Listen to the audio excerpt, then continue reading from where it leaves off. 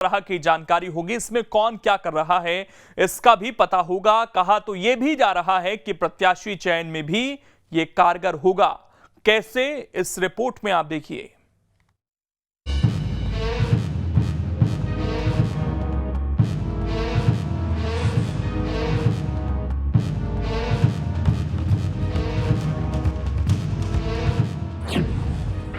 – 2023 में बीजेपी की सरल रहा ऐप से प्रत्याशी चयन पर विचार। यूपी मॉडल की तर्ज पर ही बीजेपी मध्य प्रदेश में भी आगे बढ़ रही है। एक ऐसा ऐप तैयार हो रहा है जिसमें हर जानकारी मौजूद होगी। बताया जा रहा है कि सरल ऐप के जरिए बीजेपी डेटा बैंक तैयार कर रही है। इसमें मंदिर मस्जिद से जुड़ी हर जानकारी रहेगी। धार्मिक आयोजन करने वालों के नाम भी होंगे। इसके धार्मिक संस्थान किस दल को सपोर्ट करते हैं ये भी दर्ज होगा।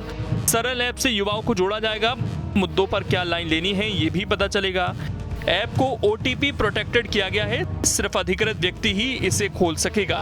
डेटा जुटाने की जिम्मेदारी विधायकों और सांसदों को दी गई है। एक सांसद की तरफ से 20 लोग अधिकृत हैं, जबकि एक विधायक के 10 लोगों को अधिकृत किया गया है। कहा तो यह भी जा रहा है कि धार्मिक संस्थानों की जानकारी जुटाकर उनके संचालकों को साधा जाएगा ताकि पार्टी को 2023 में फायदा मिल सके।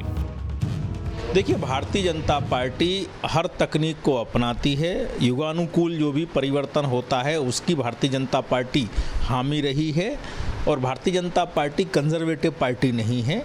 और तकनीक के माध्यम से लोगों तक आसानी से पहुंचना, सरकार के द्वारा हो या संगठन के द्वारा हो, कार्यकर्ताओं के माध्यम से जन कल्याणकारी योजनाओं का क्रियान्वयन सुनिश्चित करना, ये हमारा लगातार पिछला ट्रैक रिकॉर्ड रहा है। और आने वाले समय में और कमिटमेंट के साथ में तकनीक के सहारे हम इस काम को आगे बढ़ाने वाले हैं। हम संगठन और सरकार दोनों की दृष्टि से इन कामों को लेकर आगे बढ़ते जा रहे हैं। यह वो पार्टी है जिसने त्रिदेव, मेरा बूथ सबसे मजबूत, बूथ विस्तारक योजना के बड़े बड़े दावे करे, उनके डिजिटल सम्मेलन करें, ऑनलाइन सम्मेलन करें, तमाम तरह के बूथ के दावे करें। और हमने देखा कि इस नगरीय निकाय और पंचायत चुनाव में हजारों लोग अपने मतदान से वंचित रह गए, बूथ पर भटकते रहे क्योंकि उनके नाम नदारद थे।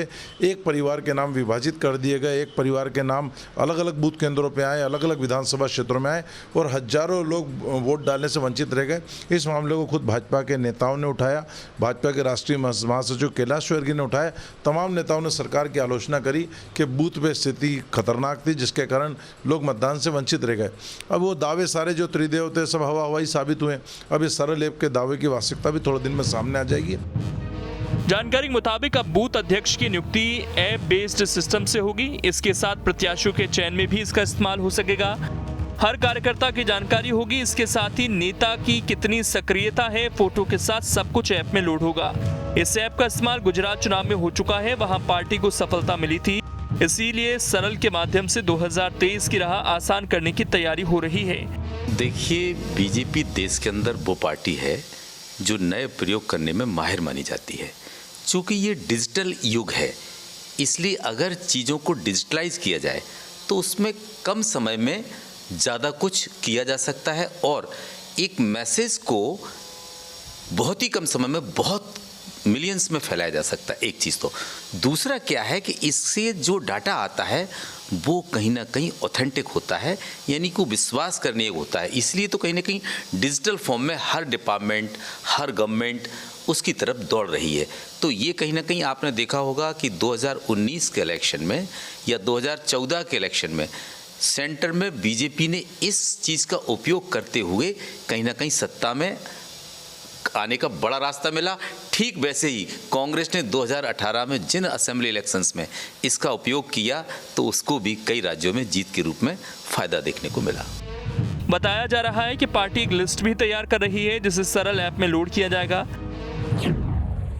क्षेत्र में मनाए जाने वाले त्योहार कौन कौन से हैं, किस इलाके में प्रभावशाली लोग कौन कौन हैं, विपक्ष में किस नेता का कितना प्रभाव है, बूथ की मजबूती के लिए क्या करना चाहिए, कल्याणकारी योजनाओं के लाभार्थी कितने हैं, ये हर जानकारी सरल ऐप में होगी ताकि कार्यकर्ताओं और नेताओं को इसके फायदे हो सकें। कुल मिलाकर बीजेपी अब चुनाव में तकनीक का इस्तेमाल ज्यादा करना चाहती है ताकि काम करने वाले नेताओं की पहचान हो सके, साथ ही कमजोरियों की पहचान कर उस पर काम हो सके। ये सच है कि यूपी में हिंदुत्व से बीजेपी को फायदा हुआ था, अब इसका प्रयोग मध्य प्रदेश में भी करने की तैयारी है। मध्य प्रदेश में कांग्रेस हो या बीजेपी, दोनों ही राजनीतिक दल मिशन 2023 की जोरों शोरों से तैयारी कर रहे हैं। ऐसे में अब डिजिटल प्रचार प्रसार के साथ साथ प्रत्याशी चयन की प्रक्रिया पर भी डिजिटल माध्यम नजर आ रहा है। लिहाजा बीजेपी सरल ऐप के माध्यम से प्रत्याशी चयन की प्रक्रिया पर जोर दे रही है। देखना बेहद दिलचस्प होगा कि ये फॉर्मूला कितना कारगर साबित होता है। वीडियो अनवर के साथ शुभम गुप्ता, न्यूज़ 8 भोपाल। अब इसमें खबर तो यह है कि मध्य प्रदेश में धार्मिक संस्थानों का बड़ा प्रभाव है। सभी के पास हजारों अनुयायी हैं, इसीलिए धार्मिक संस्थानों को साधने की होड़ रहती है।